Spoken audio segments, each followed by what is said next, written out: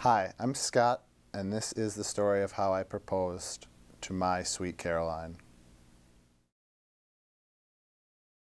So it had been since December of 2012 that I started taking my guitar lessons. I always used guitar lessons as just a general term, whether I was going to practice guitar or whether I was going to be doing drums or if I needed to go record audio or video for it or go and buy an engagement ring.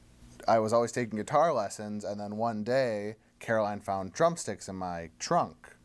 Well, luckily I had a friend who was up, I think like a month earlier, who plays drums, and she knows he plays drums. So I just, oh, he must have left them here. We went and bought some. And then numerous times I was always using guitar lessons as my way to get out of things, to to sneak away to practice this. So sometimes it was guitar, sometimes it was drums, sometimes it was singing. And a couple of times, we didn't live in Madison, so she would want to come with. And a few times she wanted to come with, it wasn't guitar. And usually when I was doing guitar, I was playing Sweet Caroline, and she didn't know that I was learning anything. So this time in particular, it was drums. And ultimately, I ended up convincing her to go shopping instead. So I just dropped her off, and then I did my thing. So that was always kind of tricky, too, because he always wanted to spend time with me. Yeah, he never practiced at home, ever. I think there was maybe one time where he was still learning chords. So that probably should have tipped me off, but having taken guitar lessons for 2 years and not being able to play me a single song, guitar lessons for 2 years, I just figured that he just liked being able to go. So Hang out with the guys, I think is what I Yeah. would say. Oh, I just like the camaraderie. Very early on, probably a couple of months into my 2 years of practicing, I told Caroline, don't go into my sock drawer. I had purchased. I was just trying to do laundry. I'd purchased music sheets so I could have something to learn off of, and that didn't go over well. That she was not allowed to. What are you keeping in there? All I told her before this was I have something special planned. It was all worth it when I woke up that morning, and super excited. It was our 5-year anniversary, so I knew there was something planned, but I didn't really know what it was. So I made breakfast in bed, we sat on the bed, and I had my phone, and I positioned it facing upward and a little bit on the tilt of the blanket so that way she could see it. And I was eating, and it was pretty obvious, I think, that I was nervous. And I keep looking at the phone, because I had a coworker of mine, I asked him to call me at, I think, 7 a.m. because that's the time it needed to happen. So sure enough, 7 o'clock, phone lights up, and I don't say anything right away, but Caroline, she sees it, and that's what I want. I said, oh, your phone's, I'm like, oh, okay, let me pick it up. They called him in and said, hey, we need you to come in, we've got an emergency, you need to deal with it. And I said, okay, well, you gotta do what you gotta do, it's work. He said it would only take an hour, so don't worry, we'll still be on schedule, because I told her that we needed to leave by 8. I finished my food real quick, grudgingly, and I'm on my way. I go half a mile down the street to the Lake Mills Sentry, and I pick up the rest of my flowers, and I meet my friend Aaron there, and I give him all of this stuff I had in my trunk. But I gave him a quick overview of what needed to happen, and we drove actually back to our apartment together because I had to get the vase and the note and the flower at the front door. So we did that, and I left him on the side of the road with a printed out schedule, and that's what he had to follow. I realized that I had missed like 6 or 7 calls from Scott. So I was like, oh, maybe I should call him back. And I called him, and he said, hey, I think I'm going to be leaving work soon, but I can't find my wallet. I think I may have dropped it on my way out to the car. Can you go check? And I was like, well, that seems really weird, but sure, let me slip some shoes on. And he stayed on the phone, and I opened the door to our apartment, and there was a vase with puzzle pieces in it and a rose sticking out of it and a little envelope with the number 2 on it. So he said, "Oh, guess you found it. I'll see you later at the end of the day. Bye." And he hung up. I opened the clue and it said to put the puzzle together. So I put the puzzle together, and it was a picture of me standing next to my car that said to find me. But it took me a lot longer to put the picture together than I had anticipated, and I think longer than Scott had anticipated. It pretty much took an hour over when I was supposed to be ready to go. So I grabbed all my things for the rest of the day and ran out to my car to get my next clue, but there was no clue. And I started my car because it was cold and was letting it warm up, and this person comes walking up the sidewalk and says, "Caroline?" It was his friend Aaron, and he had my 3rd clue, but he didn't actually bring it up with me because I guess he had been waiting outside for me to finish. So he gave me my 3rd clue, and I grabbed my things from my car and I asked him, "Do I need my overnight bag?" And he said, "I don't know anything about that overnight bag." So we didn't bring it, and we got in his car, and he said, "I'm going to drive you around all day and we're going to collect clues as part of the treasure hunt that Scott put together for you." And I said, "Okay. Are you sure we don't need my overnight bag?" And he said, "No, I don't think so." So then we left. We got about a mile away, and we were like, maybe we should go get the overnight bag. So we turned around and we went back and got it. But the 3rd clue was a picture of a gold star and a deer. And for whatever reason, it took me forever to figure out that it meant that we were going to Starbucks. We get there, and I open the door, and there's this man in the background waving. And I'm like, I don't know that man. I wonder who that is. And then I look a little bit closer and focus it on the foreground, and it is my best friend from California, who I have known since the 2nd grade. And of course there were tears and I was crying, but it was so exciting to see her. And she had another rose and another clue. The next clue was to meet the person that had introduced Scott and I, and that person was Monica. So we actually ended up going to meet her at her parents' house in Heartland. Now, while this is all happening, I'm kind of being kept up to date, via text, and I realized Caroline's really far behind. We were still on a time crunch, so as soon as we got there, she gave me my next clue and gave me another rose, and we hugged, and we pretty much left. It was a Saturday, and it was during Badger football season, and the next clue said to go to the house where Scott and I were roommates before we dated. And that house happened to be 1 block from Camp Randall Stadium on a game day around 11 a.m. But yeah, we fight traffic through Madison, and we get to the first apartment that we lived together at. And our first roommate was there. One of my oldest friends since elementary school was there. He was our roommate.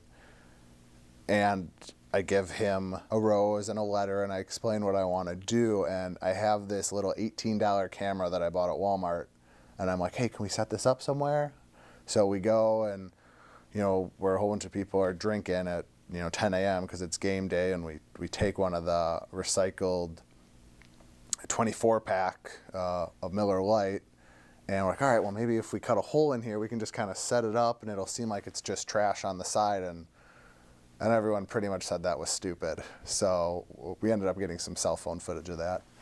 But it was just a lot of fun. It was really nice to see that Nate was there, and everyone was willing to help out for what I wanted to do. We had to fight traffic to get from Heartland to Madison. We finally made it, and then we met our roommate that we shared when we lived there together, and his name was Nate. Aaron had to drive all the way around multiple times around the block while I waited for Nate to give me my next clue and rose, and it was freezing. So everyone was a little cranky that we were running behind schedule, but it worked out. Yes. I still didn't have a good idea of how far Caroline was behind, so I was still trying to make sure I was on top of things. So the next step was to go to our friend's house, Pat and Allie's house, because I needed to drive them down to State Street, where me and Caroline had our first date at this tea place that is no longer in business. The next clue was to go where Scott and I had our first date. Dobra Dobra? on State Street. Isn't that gone? Is it? I thought it was closing. I thought it was too, but I guess we'll find out.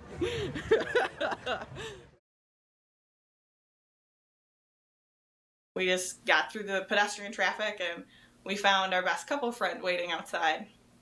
And their names are Pat and Allie, and they went to UW with us, and they're from Madison. And they all piled in the car with us. So at this point, we have my friend Aaron, Scott's friend Aaron, Scott's friend Pat, and my friend Allie. And we all cram in the car, and we head over to their apartment on the west side, where we have some lunch. And the lunch was brought in from one of my favorite restaurants, the Indian Bistro Dhaba, which was pretty delicious and pretty exciting. Still, we were behind schedule, so we didn't spend too much time. So we kept going, and they had one more clue for me, which sent us to the Indian Lake County Park, which is where Scott and I had one of our many dates, but where he had asked me out for the first time to be his girlfriend. And we were there because there was a meteor shower happening in the middle of November, so at that time it was freezing and we were cold and we had a sleeping bag, and it was romantic, but it was short-lived because it was so cold. There, my brother had been for probably already 3 hours, maybe 2 hours, and Caroline wasn't going to show up for at least another 2 hours. We got there, and at this point I had gotten 7 clues, 7 roses, and I fully expected, since it was our 5-year anniversary, to get the rest of the dozen roses and Scott at where he had first asked me to be his girlfriend, which I was wrong. His brother Joe was waiting for us, not necessarily patiently, but still excitably, in his car at the Indian Lake County Park. And he gave me my clue, and he made us reenact the whole scene and read it out loud. And Joe gave me another rose and another clue, and he had to get to getting, and so did we. So the next clue was to go to the apartment Scott and I shared, where he first told me that he loved me. And at this point, I really wasn't sure who I might find, but I was very pleasantly surprised to see a friend of mine and roommate from my study abroad. And her name is Jen, and she is the sweetest person. But she was so excited, and she was waiting with another rose and 2 clues this time. It was a 2-part clue. One was a quiz, and the quiz was to name at least 2 of the places we had spent our anniversaries together, which I did successfully. But then, because I got those right, Jen and I and Aaron, the 2 Aarons, went to get our nails done, because that was the second part of the clue. All of us girls went in and we got our nails done, and by this point, we were back on schedule. We had scheduled a lot more time at the nail salon than we needed, so once we had our nails done and we were all ready to go, still excited, we got back to the car and we had a little bit of wine, and then I got my last clue, or what I thought was going to be my last clue, and it said, blank is where the heart is, blank is where you should be, and that was home. So I said, okay, Aaron, take me home. This clue says to take me home. So I assumed we'd be going to our Lake Mills apartment, which was not the case, because on 94 we drove right past the Lake Mills exit. And then I was like, well, maybe now is when I'm going to see my mom. And we got off a few exits before we would go to see her house. So then I really didn't know what we were doing. And we kept going north, and we kept going north, and I still really didn't know where we were going. So it's snowing, it's beautiful, everyone's excited. And we pull up to this barn, which I've never seen before, and there's little candles lighting the way up to this barn. And they said, okay, this is the final destination. Now here's your last clue. And the last clue said to follow the rose petals and candles. But at this point it had already gotten kind of dark, so it was not as easy to follow, but I made my way up to the barn. And when I walked in, that is where I found Scott.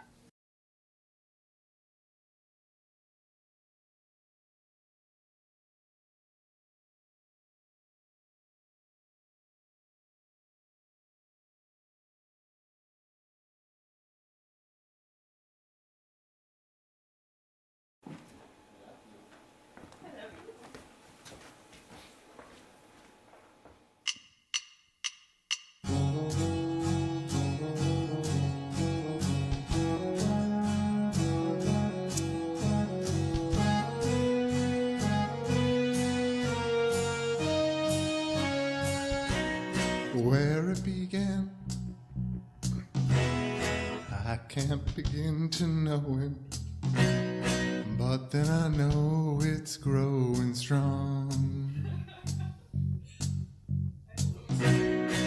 Was in the spring, then spring became the summer. Who'd have believed you'd come along? Hands,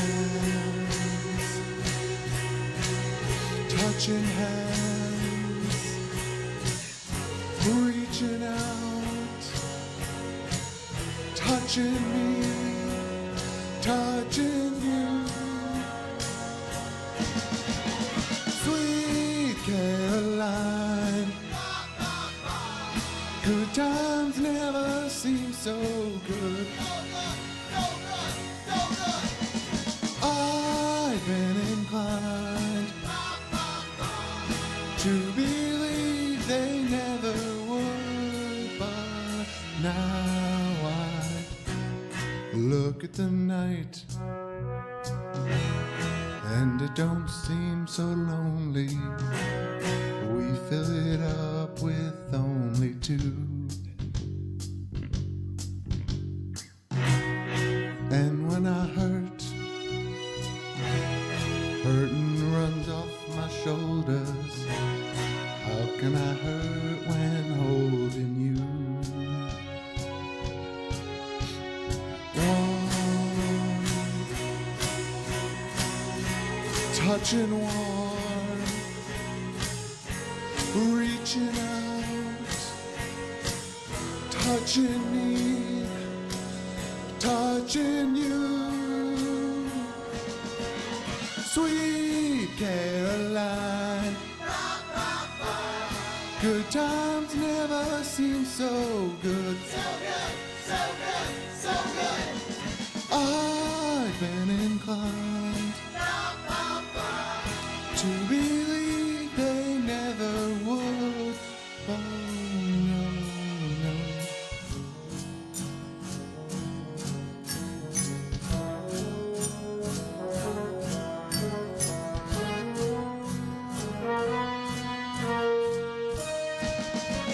Sweet Caroline, good times never seem so good. Sweet Caroline, I believe they never could.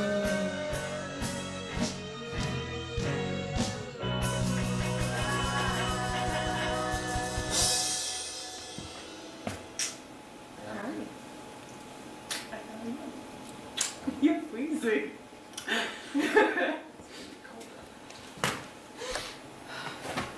Sweet Caroline, will you marry me? Of course I will.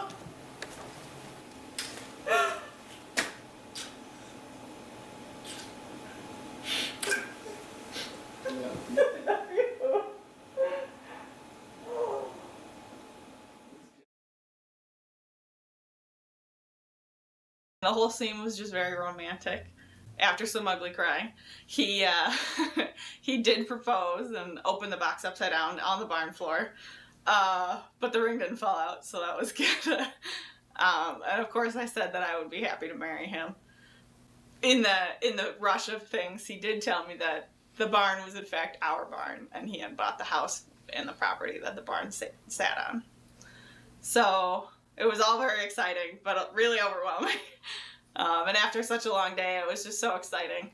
It was just a whirlwind. And we got to do a quick tour of the property, and later on went into downtown Hartford, where we went to dinner at the mine shaft, and all of the people that were involved with the day that were able to make it joined us for dinner and celebration. And it was just very exciting. So I was 95% sure she was going to say yes. Maybe even 99% sure. But I wasn't so sure how she was going to feel about that I bought a house without telling her. And we were just kind of committed. So that's why there was the 1% on the yes, is because it could have just blown up the wrong way. I wasn't mad. I was excited. It was a lot, but I was excited. And I was glad that you weren't mad. Yeah, that was always that, when you tell a proposal story, usually people know where you're going if you say, yeah, I got engaged. But it added that extra little punch where people went, whoa, at the end of the story. So